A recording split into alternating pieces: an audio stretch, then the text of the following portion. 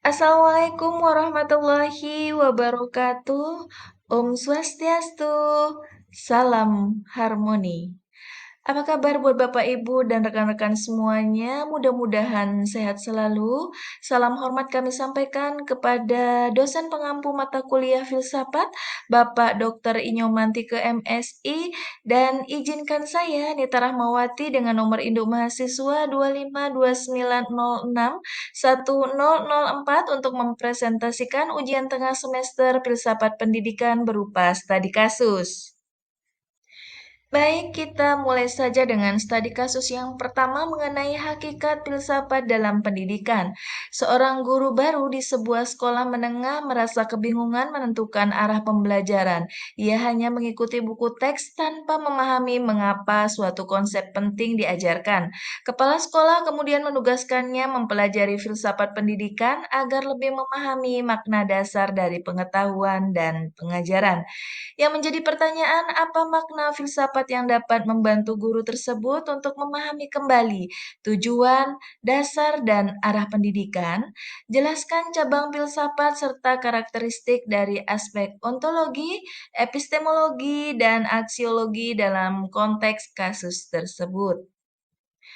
Makna filsafat bagi guru adalah membantu guru untuk berpikir reflektif dan juga kritis, menjawab pertanyaan mengapa suatu konsep diajarkan, dan mengubah dari pelaksana teknis menjadi pendidik yang sadar makna, serta memfasilitasi penentuan tujuan, metode, dan nilai dalam pembelajaran. Tiga cabang filsafat utama akan memberi dasar pemahaman yang utuh. Yang pertama adalah ontologi, di mana ontologi ini membahas hakikat keberadaan dan realitas pengetahuan. Pengetahuan bukan hafalan, tetapi pemahaman mendalam. Siswa dipandang sebagai individu aktif, bukan objek pasif. Pembelajaran adalah proses perubahan, bukan pemindahan informasi. Contoh konsep demokrasi sebagai nilai dan praktik bukan sekadar definisi. Selanjutnya adalah epistemologi. Epistemologi ini mengkaji asal-usul pengetahuan dan cara memperolehnya, menuntun guru menentukan bagaimana siswa belajar secara efektif, serta pembelajaran berbasis pengalaman dan konstruksi bermakna. Contoh fotosintesis dipahami melalui eksperimen, bukan hanya membaca. Menentukan validasi, siswa benar-benar memahami, bukan menghafal. Selanjutnya yang ketiga adalah aksiologi. Aksiologi mempelajari nilai termasuk etika dan tujuan pendidikan. Pendidikan membentuk karakter bukan hanya transfer konsep. Pembelajaran harus bermakna secara moral dan sosial. Contoh adalah matematika mengandung nilai kejujuran, ketekunan, dan kebermanfaatan. Mengarahkan pendidikan pada pembentukan pribadi yang utuh dan bertanggung jawab. Dari ketiganya itu, maka dapat diintegrasikan ketiga cabang filsafat. Yang pertama adalah ontologi, memahami esensi konsep dan peran siswa. Selanjutnya, epistemologi, merancang metode sesuai cara siswa membangun pengetahuan. Dan aksiologi, memastikan pembelajaran membawa nilai kehidupan. Guru menjadi reflektif, terarah, dan mampu memberi makna pada setiap proses pembelajaran. Selanjutnya adalah studi kasus 2, guru dan pertanyaan ontologis. Dalam sebuah pelatihan, seorang guru bertanya, apakah belajar itu proses menghafal atau membentuk makna? Pertanyaan itu menimbulkan perdebatan di antara peserta. Yang menjadi pertanyaan, bagaimana aspek ontologi filsafat pendidikan dapat digunakan untuk menjawab pertanyaan guru tersebut dan apa implikasinya terhadap cara guru memahami makna belajar. Di sini kita lihat dulu berdasarkan perspektif pertama, yakni belajar sebagai proses menghafal. Berangkat dari pandangan realis, pengetahuan dianggap objek dan sudah ada. Pengetahuan bersifat tetap, universal, dan dapat dipindahkan secara utuh. Siswa dipandang sebagai wadah kosong, dan pembelajaran berfokus pada pengulangan dan latihan, ceramah sebagai metode utama, serta penilaian berbasis kemampuan mengingat. Kurikulum ini sangat terstruktur, linier, dan berpusat pada guru. Selanjutnya kita pandang pada perspektif yang kedua, belajar sebagai proses membangun makna. Berdasarkan asumsi konstruktivis, pengetahuan dibangun melalui pengalaman. Siswa adalah pembentuk makna yang aktif dan pengetahuan terbentuk melalui interpretasi, refleksi, dan juga koneksi dengan pengalaman sebelumnya. Pembelajaran menekankan dialog, eksplorasi, dan penyelidikan, pemecahan masalah dan pembelajaran aktif serta penilaian berbasis pemahaman mendalam. Kurikulum yang digunakan adalah adaptif, kontekstual, dan berpusat pada siswa. Dampak kedua perspektif pada praktik pendidikan tadi adalah model menghafal, guru sebagai pusat informasi, kemudian model makna, guru sebagai fasilitator. Pandangan ontologis mempengaruhi semua aspek, yakni penyusunan kurikulum, desain pembelajaran, metode mengajar, dan teknik penilaian. Nah, posisi bijak integrasi keduanya yaitu dengan menghafal tetap penting sebagai pondasi pengetahuan dasar, namun bukan tujuan akhir pembelajaran. Tujuan utamanya adalah membangun makna melalui integrasi pengetahuan faktual ke konteks yang lebih luas. Pembelajaran sejati adalah terjadi perubahan dalam diri siswa. Implikasi ontologis bagi guru di sini adalah pengetahuan bukan barang yang dipindahkan, tetapi konstruksi yang berkembang. Peran guru adalah memberdayakan proses penciptaan makna serta mendorong siswa menjadi pelajar aktif, kritis, dan mandiri. Selanjutnya adalah studi kasus yang ketiga mengenai epistemologi di ruang kelas. Seorang dosen di LPTK atau Lembaga Pendidikan Tenaga Kependidikan memperkenalkan berbagai cara memperoleh pengetahuan, mulai dari pengalaman, eksperimen, hingga intuisi. Yang menjadi pertanyaan, analisislah kasus ini menggunakan sudut pandang epistemologi, filsafat pendidikan, dan bagaimana pemahaman tentang sumber pengetahuan mempengaruhi ke metode mengajar. Di dalam pendidikan sebagai bentuk dari analisis kasus dosen LPTK. Konsep dasar epistemologi berupa cabang filsafat yang membahas sifat, sumber, dan keabsahan pengetahuan. Sangat terkait dengan praktik pengajaran dan cara pengetahuan diperoleh dengan mempengaruhi cara guru mengajar.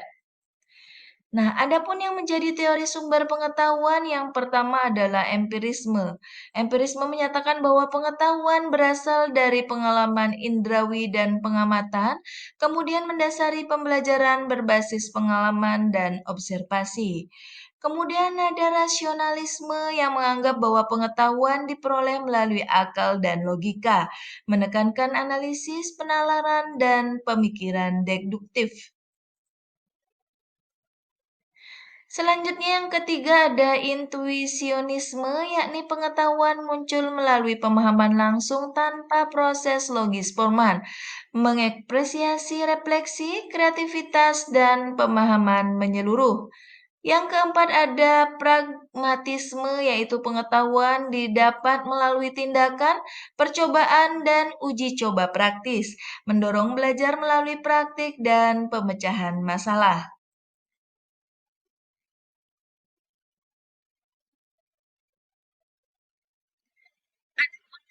Aplikasi pada metode pengajaran, jika pengalaman dianggap sumber utama, maka dapat dilakukan observasi lapangan, magang, studi kasus, dan pembelajaran kontekstual. Dan jika eksperimen menjadi dasar, maka dapat dilakukan dengan pendekatan ilmiah atau scientific inquiry, pembelajaran berbasis masalah atau PBL, dan juga dapat dilakukan dengan pembelajaran berbasis proyek atau PJBL.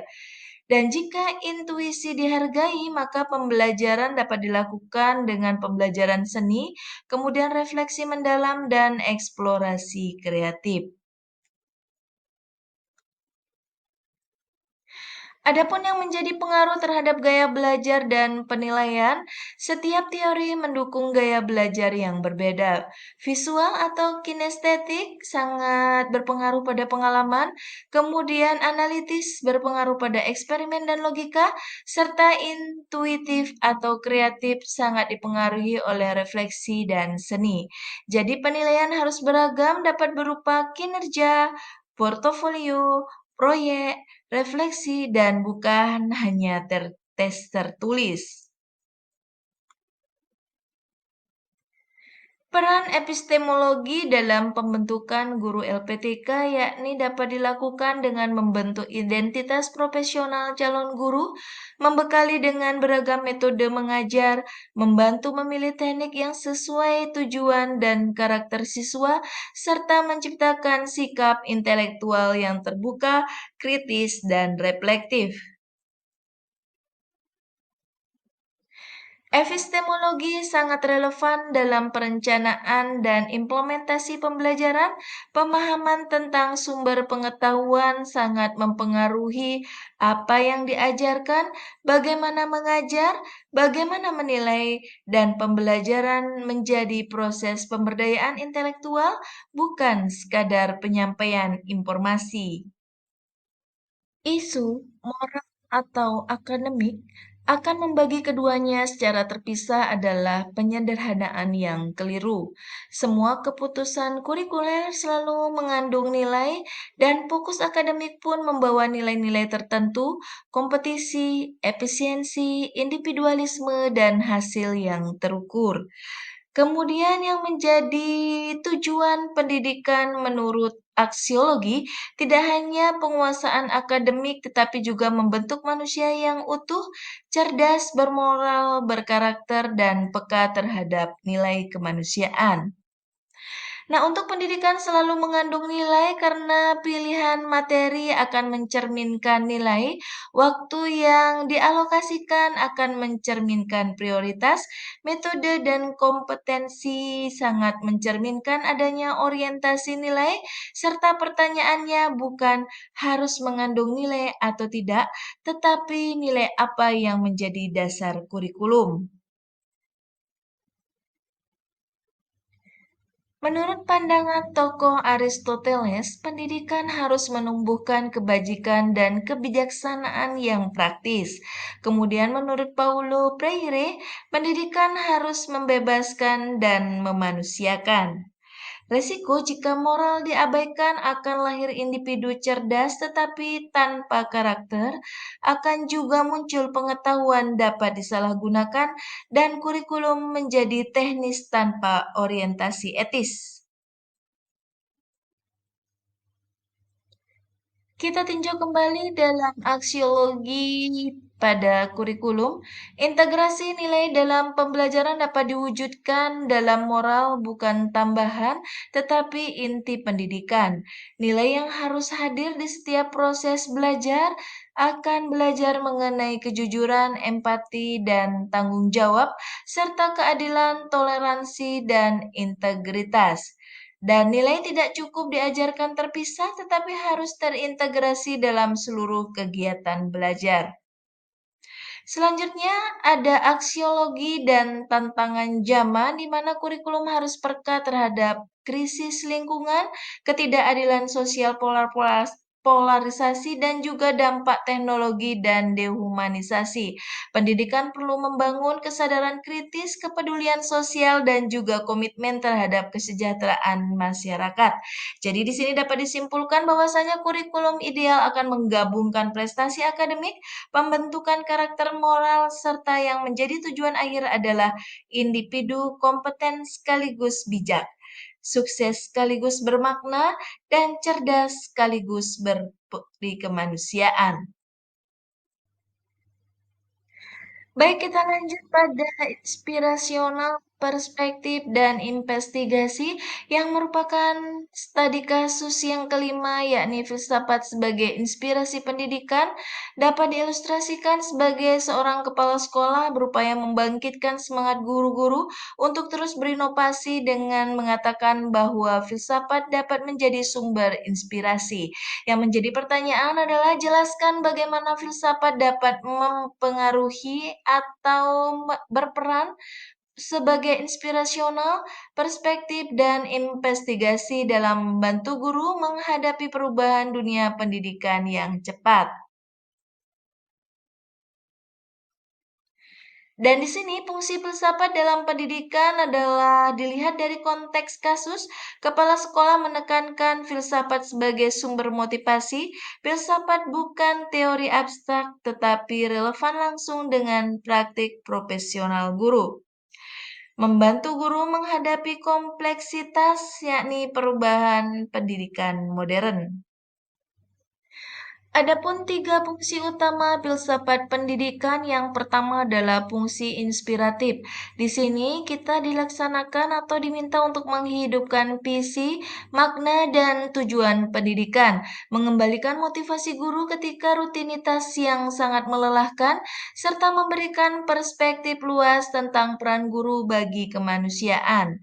Dan di sini tokoh inspiratif adalah Socrates, yakni pendidikan sebagai proses menggali pengetahuan, dan ada Paulo Freire, pendidikan sebagai pembebasan, dan tentunya ini dapat dijadikan bahwa pengajaran sebagai tugas mulia bukan sekadar teknis, mendorong guru terus belajar, bereksperimen, dan juga berinovasi.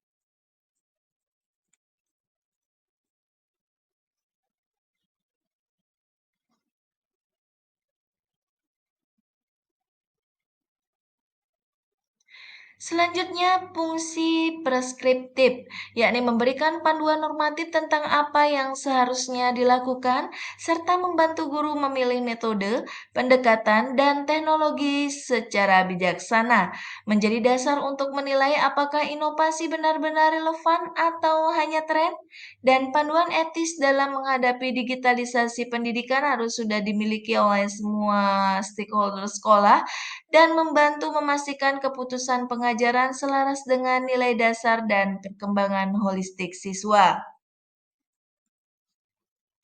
Adapun tiga fungsi utama filsafat pendidikan, yang pertama adalah fungsi inspiratif.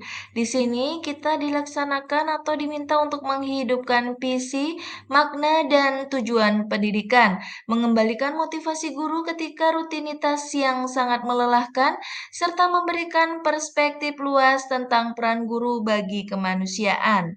Dan di sini tokoh inspiratif adalah Socrates, yakni pendidikan sebagai proses menggali pengetahuan, dan ada Paulo Freire, pendidikan sebagai pembebasan, dan tentunya ini dapat dijadikan bahwa pengajaran sebagai tugas mulia bukan sekadar teknis, mendorong guru terus belajar, bereksperimen, dan juga berinovasi. Selanjutnya, fungsi preskriptif, yakni memberikan panduan normatif tentang apa yang seharusnya dilakukan, serta membantu guru memilih metode, pendekatan, dan teknologi secara bijaksana, menjadi dasar untuk menilai apakah inovasi benar-benar relevan atau hanya tren, dan panduan etis dalam menghadapi digitalisasi pendidikan harus sudah dimiliki oleh semua stakeholder sekolah dan membantu memastikan keputusan pengajaran selaras dengan nilai dasar dan perkembangan holistik siswa.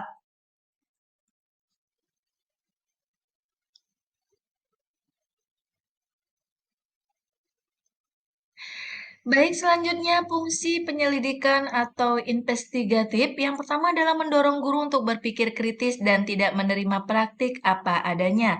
Yang menjadi pertanyaan kunci, mengapa kita mengajar dengan cara tertentu? Apa nilai yang mendasari kurikulum, serta siapa yang diuntungkan atau dirugikan oleh sistem? Samping itu juga membentuk guru sebagai praktisi reflektif, serta membantu mengidentifikasi akar masalah dan merumuskan solusi inovatif. Menyiapkan guru agar tidak hanya mengikuti perubahan, tetapi mengkajinya secara kritis. Integrasi tiga fungsi filsafat untuk yang pertama adalah inspiratif, yakni memberi motivasi dan juga nilai, preskriptif yaitu memberi arah dan pedoman tindakan, serta investigatif memberi kemampuan analisis kritis. Ketiganya membentuk guru menjadi agen perubahan, reflektif, adaptif, dan bertanggung jawab serta memberi kompas internal bagi pendidik dalam menghadapi tekanan dan juga perubahan. Jadi, di sini dapat disimpulkan bahwasannya filsafat menjadi pondasi identitas profesional guru, mendukung guru untuk membuat keputusan bijaksana dan bermakna, serta menjamin bahwa pendidikan berjalan demi kepentingan terbaik siswa dan masa depan yang humanis.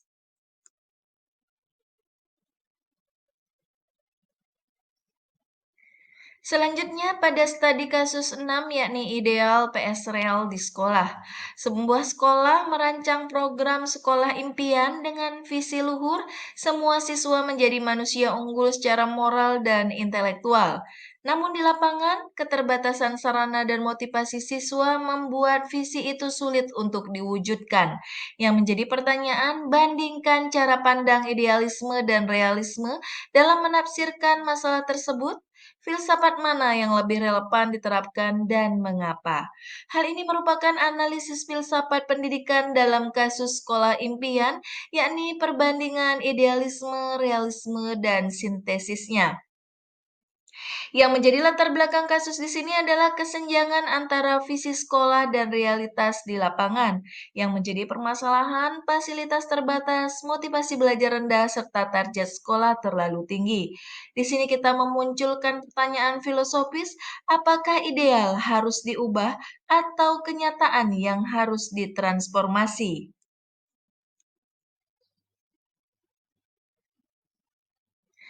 Kita fokus analisis yakni perbandingan dua aliran utama yakni idealisme dan realisme. Kita mencari pendekatan yang paling relevan serta menganalisis implikasi terhadap perencanaan pendidikan. Kita mulai pada implikasi idealisme pada kasus sekolah tidak menurunkan standar, fokus pada pembentukan karakter dan nilai, serta mendorong kreativitas dalam keterbatasan. Visi tetap menjadi bintang penuntun. Yang menjadi perspektif idealisme di sini adalah berakal dari Plato, Kant, dan Hegel yang menyatakan bahwa hakikat realitas berada pada nilai dan ide luhur. Visi ideal harus dipertahankan, tantangan dianggap ujian komitmen moral serta dorongan untuk transformasi bukan kompromi, inovasi dan ketentuan untuk mewujudkan visi. Kemudian kita lihat dari perspektif realisme sangat dipengaruhi oleh Aristoteles dan Locke, menentukan fakta empiris dan kondisi nyata. Pendidikan harus selaras dengan kapasitas siswa, sumber daya sekolah, dan juga mengutamakan evaluasi objektif. Perubahan dilakukan bertahap dan juga terukur.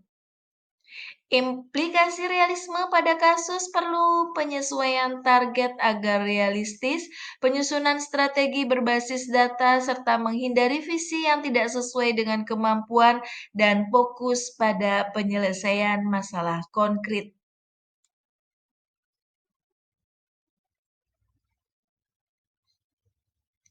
Di sini kita dapat lihat adanya perbedaan idealisme dan realisme. Idealisme itu bersifat deduktif, transformasi besar, nilai sebagai pusat, dan realitas menyesuaikan ideal.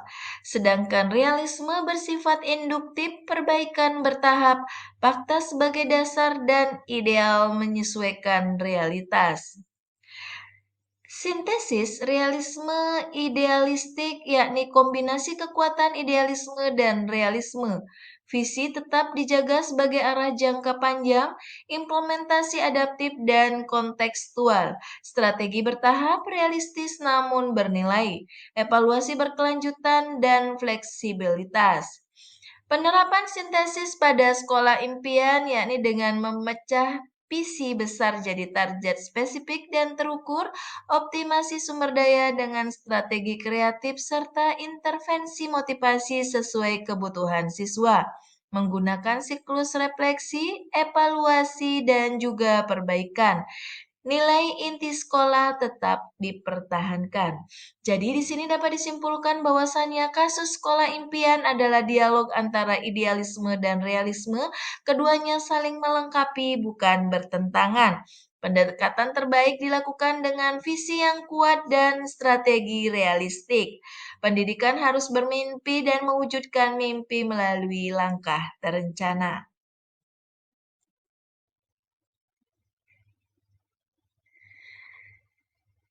Kita masuki tadi kasus 7, yakni pendidikan nilai di tengah globalisasi.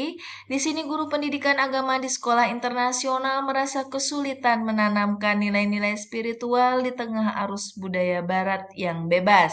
Yang menjadi pertanyaan, bandingkan pandangan filsafat timur dan filsafat barat dalam konteks pendidikan nilai. Bagaimana keduanya dapat disinergikan untuk membentuk karakter siswa. Di sini yang menjadi pokok permasalahan adalah kesulitan guru dalam menanamkan nilai spiritual, perspektif filosofi timur dan barat. Yang menjadi latar belakang masalah di sini adalah era globalisasi sebagai nilai spiritual yang makin tergerus. Guru menghadapi benturan budaya, teknologi, dan juga nilai global. Perbedaan paradigma timur-barat semakin terlihat di ruang kelas. Akal filosofi permasalahan adalah paradigma nilai yang berbeda, metodologi pendidikan moral yang tidak sama, serta tantangan integrasi dalam konteks sekolah ataupun modern dan internasional. Yang menjadi ciri esensial filosofi timur di sini adalah holistik kolektif spiritual. Pendidikan merupakan transformasi diri, karakter tumbuh melalui kebiasaan dan teladan, menyatu antara spiritual, sosial, kehidupan sehari-hari. Guru sebagai figur moral yang dihormati. Adapun yang menjadi tokoh dan konsep utama Timur adalah Konfusianisme, yakni Ren atau kemanusiaan, Li ritual atau kepantasan. Ada Buddhisme, kesadaran diri, belas kasih, meditasi, Taoisme, keselarasan dengan alam dan kesederhanaan. Hinduisme merupakan dharma, disiplin, dan spiritual. Ciri esensial filsafat barat adalah logika, rasionalitas, dan individualisme. Pendidikan moral berbasis penalaran kritis, pemisahan agama dari ruang publik, serta ada pluralistik, yakni anti-indoktrinasi. Guru sebagai fasilitator bukan otoritas.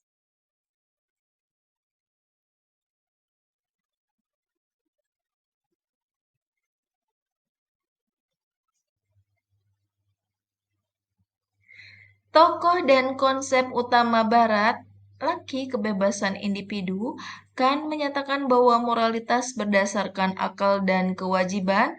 Mill menyatakan bahwa otonomi hak individu, utilitarianisme, serta penekanan pada keputusan moral yang bertanggung jawab.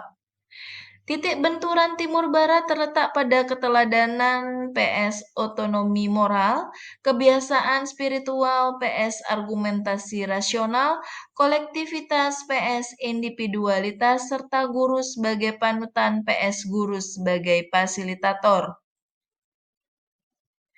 Peluang kolaborasi atau sintetis fokus pada nilai universal, kejujuran, tanggung jawab, kasih sayang, dan juga keadilan. Menyatukan kedalaman spiritual timur dan kejernihan logis barat, serta menciptakan pendidikan nilai yang seimbang dan kontekstual. Model integrasi di kelas yakni praktek timur, meditasi, mindfulness, refleksi diri, dan pembentukan kebiasaan. Sedangkan praktek barat, dialog etis, diskusi kritis, penalaran moral mandiri. Guru menggabungkan teladan moral dan fasilitas berpikir kritis. Nilai spiritual diajarkan melalui pengalaman dan bukan dogma. Pendekatan pedagogis di sini dilakukan dengan pendekatan dialogis antar tradisi, kemudian pengembangan kesadaran spiritual dan kecakapan analitis, serta penguatan identitas spiritual. Dampak yang diharapkan yakni siswa memiliki pondasi spiritual yang kuat, mampu berpikir kritis secara etis, serta tangguh menghadapi kompleksitas moral global, serta dapat melakukan kegiatan berupa bijaksana, reflektif, dan berkarakter. Oleh karena itu, maka dapat disimpulkan bahwasannya tantangan nilai spiritual berasal dari benturan paradigma. Solusi bukan memilih timur atau barat, tetapi mengintegrasikan keduanya. Kolaborasi paradigma menghasilkan pendidikan nilai yang kaya, mendalam, dan juga relevan. Kita lanjut pada soal studi kasus 8 mengenai pragmatisme di era digital. Di era pembelajaran daring, sekolah mulai menilai efektivitas guru berdasarkan kepuasan siswa dan hasil belajar cepat. Guru yang mengajarkan refleksi filosofis dianggap tidak praktis. Yang menjadi pertanyaan, gunakan konsep pragmatisme untuk menilai situasi ini. Apakah pendidikan seharusnya hanya diukur dari hasil yang berguna secara praktis? Siapa tokoh penggagas pragmatisme dan bagaimana pandangannya dapat diterapkan? Yang menjadi latar belakang permasalahan di sini adalah pengajaran filosofis dianggap tidak praktis. Fokus pendidikan bergeser ke hasil cepat dan kepuasan instan, terjadi penyempitan makna praktis dalam pembelajaran. Kita tinjau dari akar filosofis pragmatisme. Tokoh pendiri di sini adalah William James, tokoh kunci pendidikan yakni John Dewey, dan pendidikan dinyatakan sebagai transformasi pengalaman, belajar melalui pemecahan masalah yang bermakna. Makna praktis menurut pragmatisme yakni praktis itu tidak instan atau hasil cepat. Praktis itu sangat bermanfaat nyata untuk kehidupan jangka panjang. Pengetahuan bernilai jika membantu memecahkan masalah. Kritik Dewe terhadap praktik pendidikan modern yakni pendidikan tidak boleh sebatas kepuasan jangka pendek. Fokus sempit pada hasil tes bertentangan dengan pragmatisme. Pendidikan harus membentuk kebiasaan berpikir reflektif.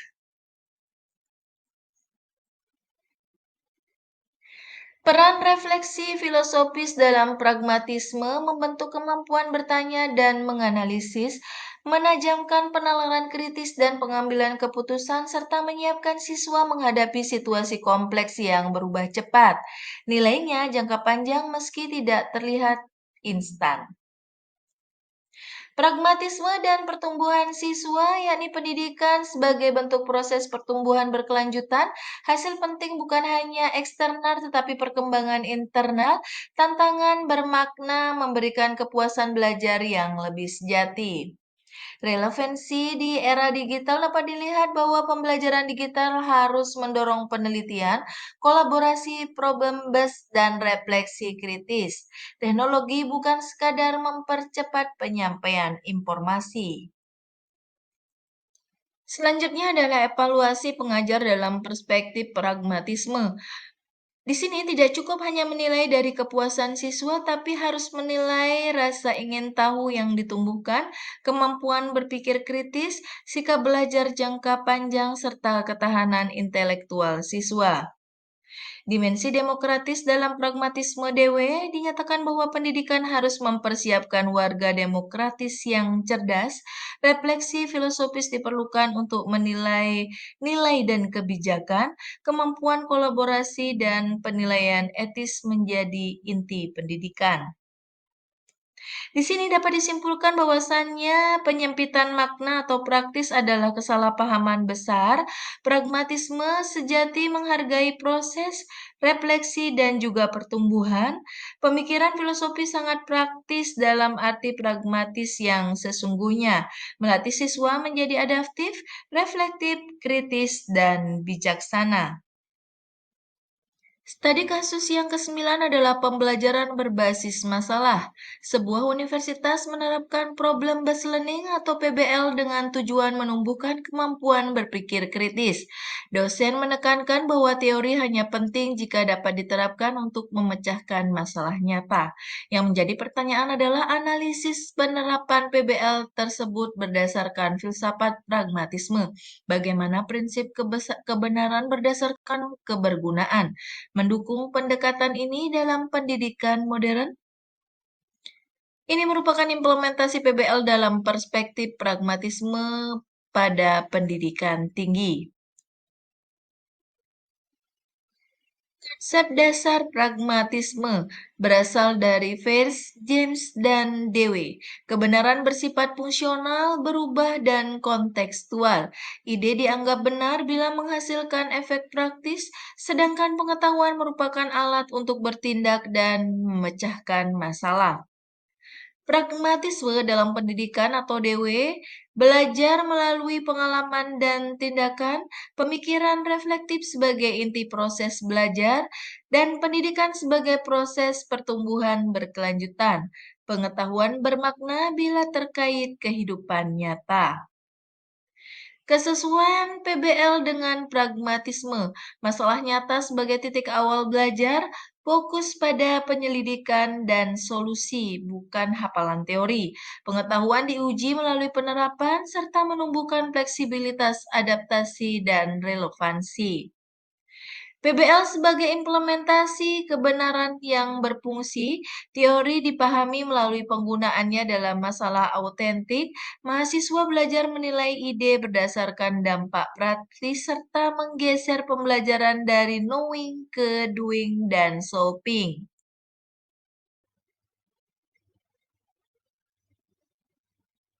PBL dan proses reflektif DW.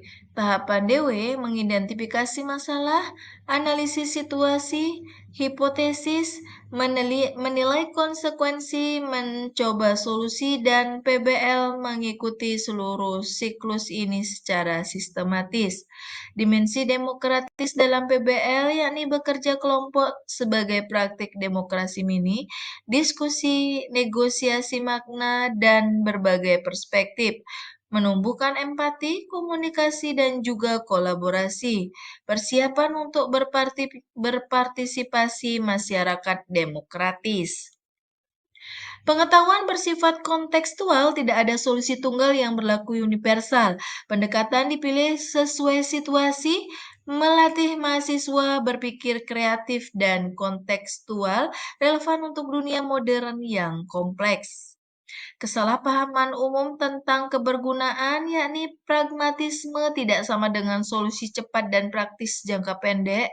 Kebergunaan mencakup pertumbuhan intelektual jangka panjang. Teori tetap bernilai bila memperdalam pemahaman. PBL menghargai teori dan konteks yang bermakna.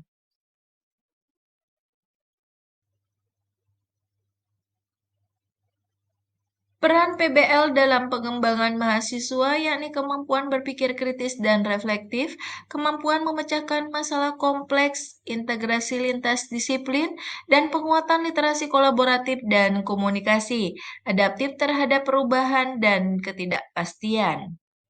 Relevansi di era digital, PBL mendorong penggunaan teknologi untuk penyelidikan, kolaborasi digital, dan pemecahan masalah berbasis data, serta pembelajaran yang tidak semata transmisi informasi, fokus pada meaning making dan critical inquiry. Jadi di sini dapat disimpulkan bahwasanya PBL adalah penerapan konkret filosofi pragmatisme, menekankan penyelidikan, refleksi, dan tindakan, membentuk pemikir adaptif yang siap menghadapi kompleksitas serta menghubungkan teori dengan pengalaman nyata secara bermakna. Studi kasus ke-10, refleksi filsafat dalam kehidupan guru. Seorang guru senior merefleksikan pengalamannya. Ia pernah menjadi idealis, kemudian realistis, dan kini pragmatis dalam mengajar. Ia menyadari bahwa setiap filsafat memiliki tempatnya masing-masing. Yang menjadi pertanyaan di sini adalah analisis perjalanan filsafat guru tersebut dari sudut pandang perkembangan paradigma filsafat pendidikan. Bagaimana perubahan pemahaman filsafat dapat membantu guru menjadi pendidik yang lebih bijak. Gambaran umum perjalanan filosofis, yakni melalui proses pematangan intelektual dan pedagogis, peralihan dari pemikiran tunggal ke pluralisme filosofis, integrasi berbagai perspektif untuk menjadi pendidik yang arif. Tahap idealisme, cita-cita tinggi, visi transformatif, dan keyakinan akan potensi siswa. Semangat dan tujuan kuat sebagai motivasi awal, tantangan, benturan dengan realitas kelas, dan keterbatasan sumber daya atau kebijakan dan keragaman siswa. Idealisme tanpa konteks dilanjutkan dengan potensi kekecewaan. Peran idealisme di sini adalah menjadi sumber inspirasi dan energi moral, memberikan apel dan nilai dasar pendidikan, serta menumbuhkan komitmen profesional dan kepekaan etis. Peran pragmatisme di sini adalah membebaskan dari dogmatisme metode, menguatkan kreativitas dan adaptasi pada situasi nyata, serta menghubungkan teori dengan praktek secara bermakna. Pendidik yang bijaksana berpindah paradigma sesuai dengan situasi, mengintegrasikan nilai, fakta, dan tindakan secara harmonis, serta meningkatkan sensitivitas terhadap kompleksitas pembelajaran. Dampak pematangan filosofis, pemahaman konseptual lebih dalam, peningkatan refleksi pedagogis, toleransi terhadap ketidakpastian, dan kemampuan membuat keputusan yang tepat dalam konteks nyata, serta pengembangan kebijaksanaan bersifat praktis atau proneris. Selanjutnya adalah kerendahan hati intelektual, menyadari keterbatasan pemahaman terbuka untuk belajar dan berubah, tidak terjebak dogma, tetapi adaptif menghargai proses sebagai bagian dari pertumbuhan. Filosofi sebagai praktek hidup mendidik menjadi teladan dalam berpikir dan bersikap. Integrasi idealisme, realisme, dan pragmatisme menghasilkan kebijaksanaan. Pendidikan menjadi transformatif, relevan, dan berkelanjutan. Dengan demikian dapat disimpulkan bahwasannya perjalanan filosofi memperkaya praktik pedagogis, pendidik berkembang dari inspirasi, kemudian kesadaran dan kebijaksanaan. Sintesis tiga paradigma menjadi pondasi kuat untuk menghadapi dinamika pendidikan modern. Demikian tadi pemaparan dari hasil pekerjaan saya berupa UTS Ujian Tengah Semester Filsafat Pendidikan. Dan terima kasih atas atensi semuanya. Cukup sekian. Mohon maaf jika ada salah kata.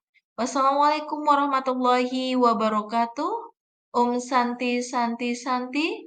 Salam harmoni.